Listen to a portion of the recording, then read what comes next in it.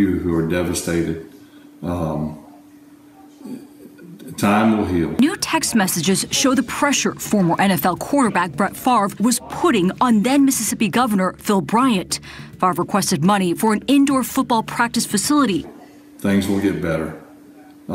It shall pass. NFL Hall of Famer Brett Favre is facing questions tonight of whether he knowingly took $5 million of state welfare money to build a new volleyball facility for his daughter's team 5 years ago at her university and his alma mater. So I encourage you to stay positive, keep the faith, and believe that better days are ahead. Brett Favre asked the head of a nonprofit handling welfare funds, quote, "If you were to pay me, is there any way that the media could find out where it came from and how much?" Me and Deanna have been blessed with wonderful material things because of what I've done. But we tried to stay extremely grounded. The suit was brought by the Mississippi Department of Human Services in May in an attempt to recover millions in misspent money. Favre also seemingly pushed to build an indoor practice facility to lure recruits like Deion Sanders' son Shador, and for funding for a pharmaceutical company he is an investor in. When it comes to Brett Favre, So how should the leagues support and promote an anti-racism position without becoming political and alienating fans? Thank you. a confidant of the former president, Favre's also an outspoken conservative, an ally of former President Donald Trump. There they are on the golf course together. Thumbs up. Now, Favre is currently embroiled in a controversy involving the use of federal welfare funds set aside for the state of Mississippi's most vulnerable residents, which were reportedly diverted to Favre and others. he has followed the textbook of Trump and Vince McMahon, sue for defamation. Thus, he's gone after Shannon Sharp. I had some good news today. The United States District Court of Southern District of Mississippi dismissed Brett Favre's lawsuit, defamation lawsuit against me today. The court found that my speech was First Amendment protected. Yes, sir. Only for that case to be dismissed. Then he also went after Pat McAfee. But it does seem as if the people that were giving the money were potentially doing something a little bit shady, because I guess there was other deals happening with cousins of said person that was making deal Brother-in-law. and brother-in-law. Yep. And after watching McMillions, it feels as if I'm a little bit more woke to these types of situations on how the kickbacks work and stuff like that. This is just the tip of the iceberg. And sued him as well. As I confirmed in my court papers, and I repeat here, my statements expressed in comedic style were based solely on public information and allegations. I am pleased to report that based solely on me again clarifying these points now, with no settlement paid, Brett is withdrawing his suit against me. Only for it to be the same result. I guarantee you the jury in Mississippi will make certain he learns how to apologize. It's going to cost Pat McAfee millions of dollars. And if it bankrupts him, then he will have learned his lesson about you don't try to promote yourself by inappropriately and improperly attacking somebody else. He's gonna learn a lesson the hard way.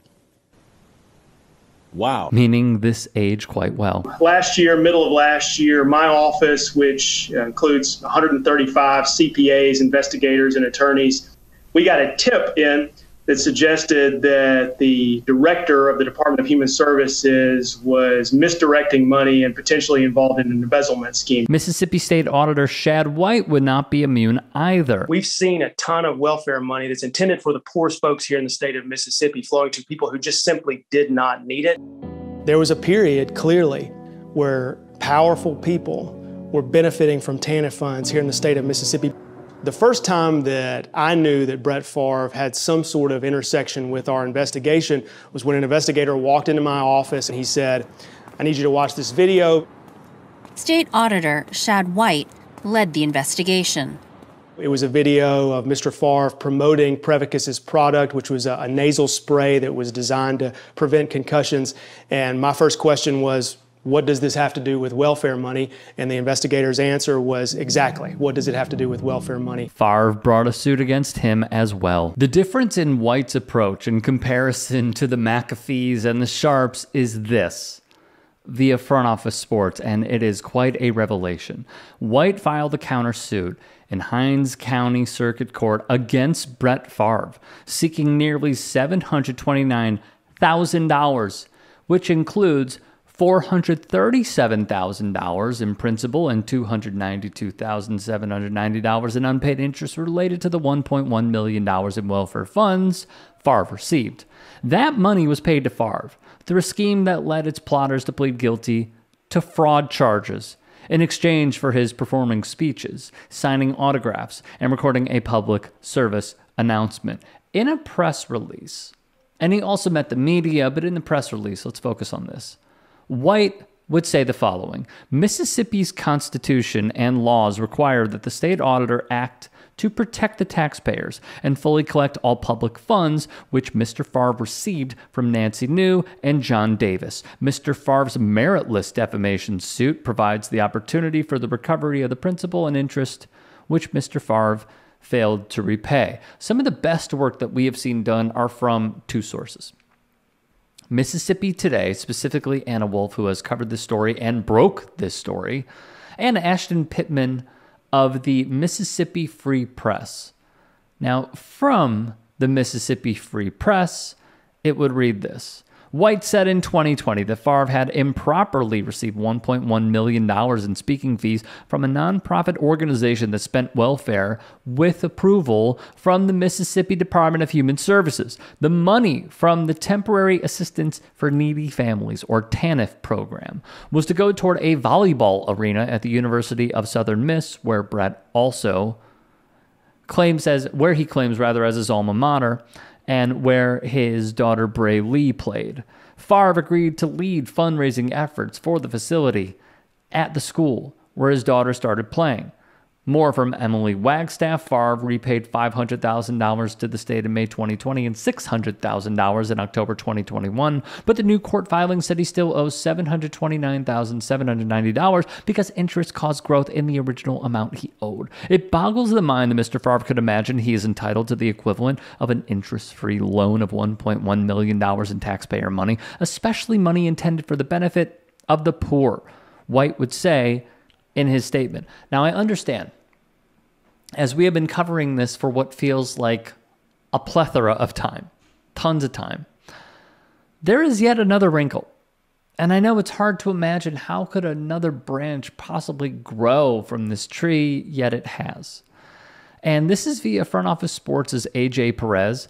It is another part of this story that is very important to pay attention to because it involves lawyers and it involves politics, and how that intersection is quite difficult for some to navigate, or rather easy. So here is this from Perez. An outside law firm is handling the MDHS lawsuit, not the Mississippi Attorney General's office, which is led by Lynn Fitch. Fitch has been criticized for taking such a hands-off approach to the largest, I reiterate, largest public corruption scandal in the state's history.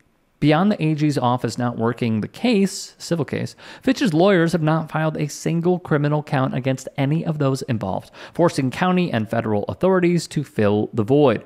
After Fitch became aware last month about an upcoming book by Shad White on the scandal, which is believed to paint Fitch's office in a negative light, she pulled AG lawyers from defending White's defamation case. White's case is now being defended by lawyers in his office. Now that lawyers from the Office of the State Auditor are trying this case, we are going to ensure Mr. Favre is held accountable for his acts and omissions, White would say. This is interesting because you have Auditor White, who we have to believe through his handling has tried to bring some semblance of justice to this case. And he is potentially going to expose Lynn Fitch in an upcoming book. And thus she said, well, screw you. I'm not going to help you in the slightest, and I'm not going to help your case. Eye-opening stuff. And I cannot wait to learn more on these revelations. Auditor White would then go on the offensive. The public already knew, Favre knew, he was receiving public money. But the new texts make it clear Favre knew he was receiving grant money intended to benefit people in state-funded shelters, schools, homes, etc. In other words, the poor, White said in a tweet. In a Twitter thread dated in March of 2023, the following passage would read, Favre knew that grant funds could not be used for brick and mortar construction. He'd continue. The new texts also provide another example of Favre asking to keep everything quiet while talking about getting paid in grant money. Favre asked Nancy New, can we keep this confidential? The point is that there are multiple exchanges where Favre stressed the need for secrecy. National News has talked about how Favre said in one text that he didn't want the media to find out. This wasn't a one-off, transient thought, though. He said it repeatedly. Finally, the texts show Favre was aware there were concerns about the legality of spending this money on a volleyball court, and he knew there was a need to get around those rules. He'd been told the funds could not be spent on brick and mortar facilities like a volleyball court, and he asked New if washing grant money through Favre Enterprises would solve the brick and mortar issue. She said yes. Bear in mind, this is the guy suing me for defamation, for having the temerity to tell taxpayers the truth.